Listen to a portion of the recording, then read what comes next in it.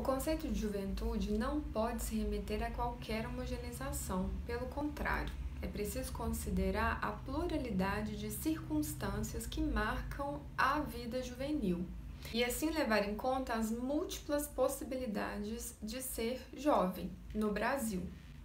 Pensando nisso, o conceito de condição juvenil, ele nos ajuda a entender a categoria de juventude numa perspectiva sociológica e compreender que existe um grupo que vive uma determinada condição social.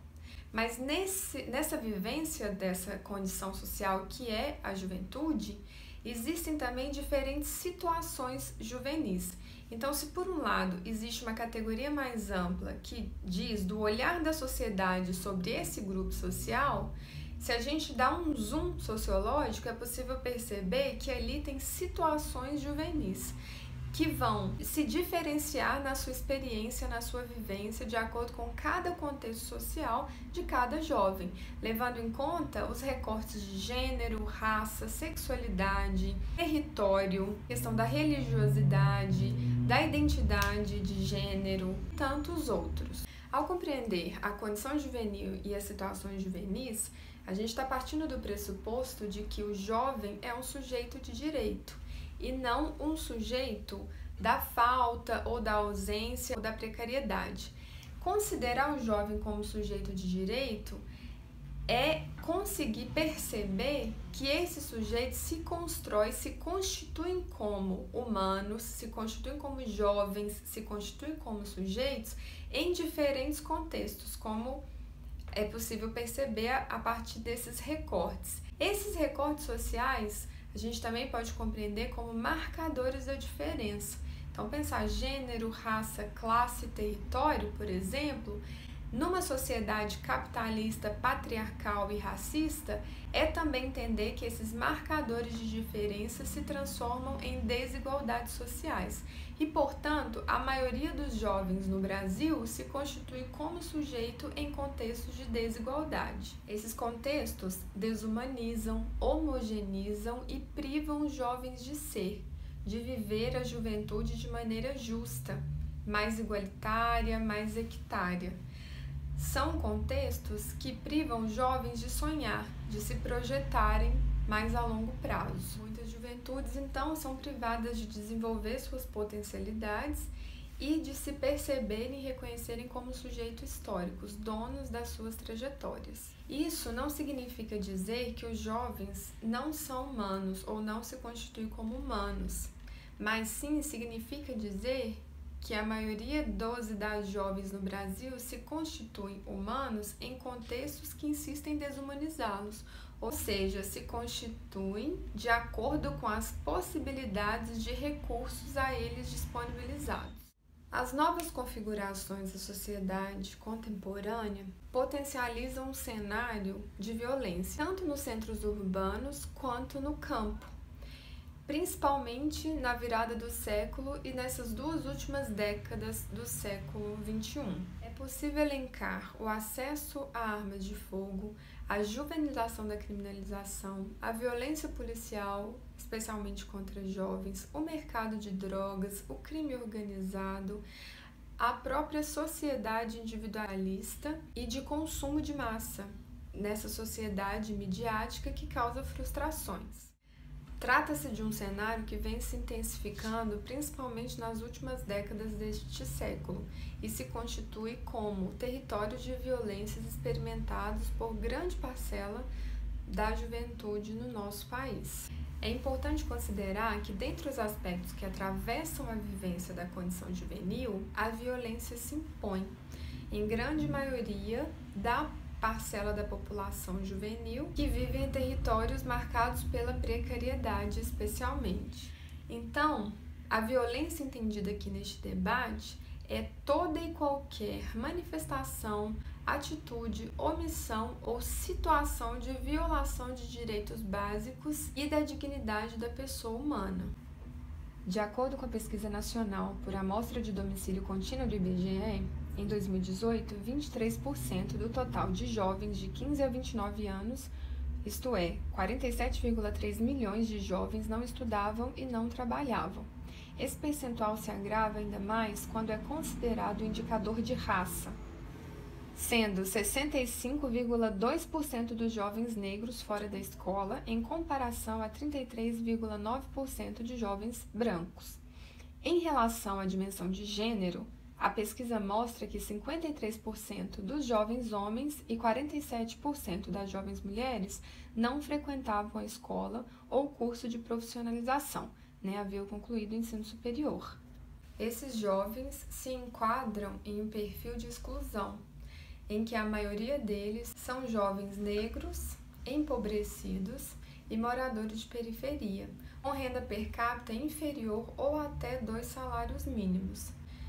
Estamos falando de uma população que é marcada para viver contextos de exclusão social na nossa sociedade. É possível afirmar que as deficiências e barreiras que existem no acesso ao trabalho, bem como nas estruturas de saúde, cultura, esporte, lazer, contribuem no agravamento dessa situação de vulnerabilidade.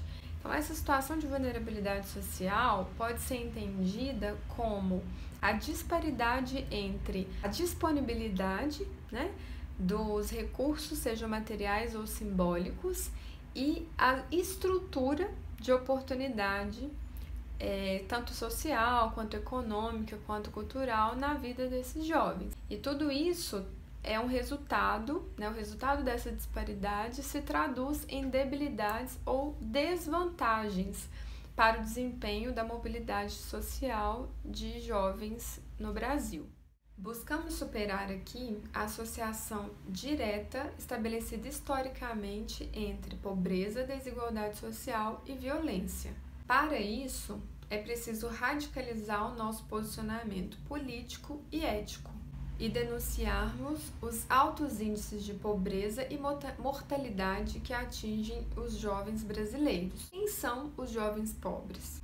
Como são os corpos dos jovens mortos que vivenciaram processos de violação de direito?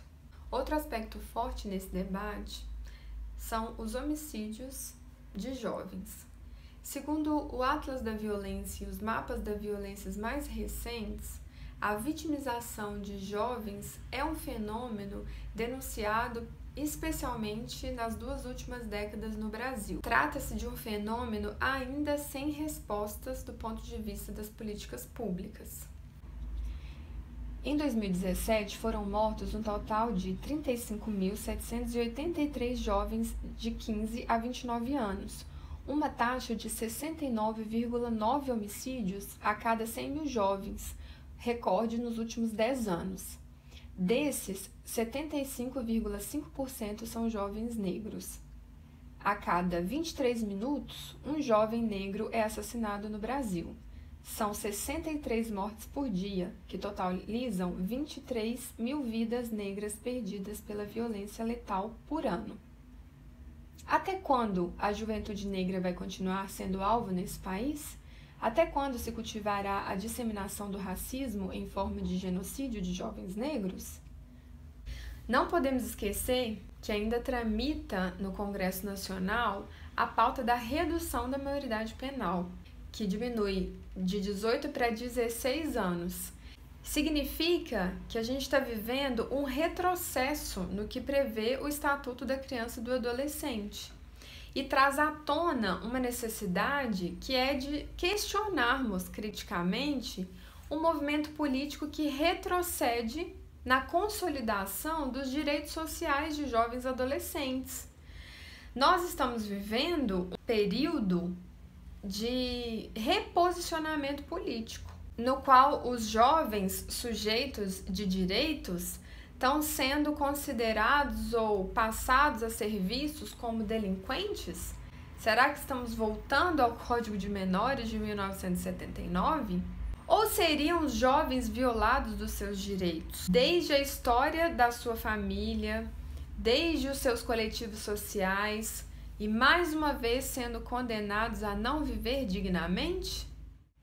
Nesse sentido, considerando o quadro global de desigualdades sociais, As juventudes são apresentadas como um grupo demandante de políticas públicas comprometida com a garantia de direitos sociais básicos que foram historicamente negados a essa população no nosso país. Ainda é preciso romper com uma perspectiva de construção de políticas públicas voltadas para o caráter corretivo ou compensatório, que sempre vai ter como objetivo das suas ações a ideia de reintegração dos jovens, ou de resgate da cidadania, ou de ressocialização, ou várias outras possibilidades voltadas para os jovens das camadas populares. Ou seja, são jovens vistos sempre como sujeitos incompletos ou ausentes de educação, de cultura, carentes ou até mesmo ausentes de histórias dignas. Isso significa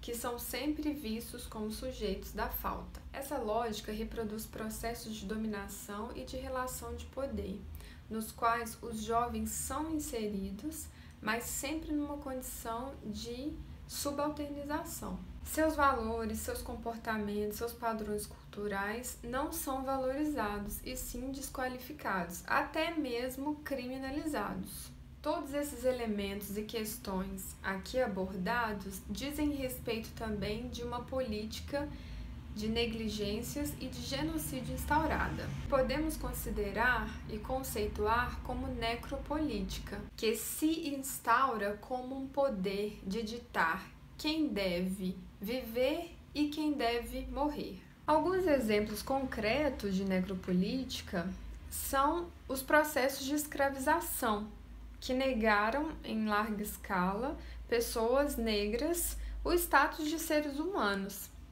Um outro exemplo específico da nossa realidade brasileira é o próprio processo vivenciado de regime autoritário durante a ditadura militar. Um outro são os processos de marginalização dos grupos e coletivos populares.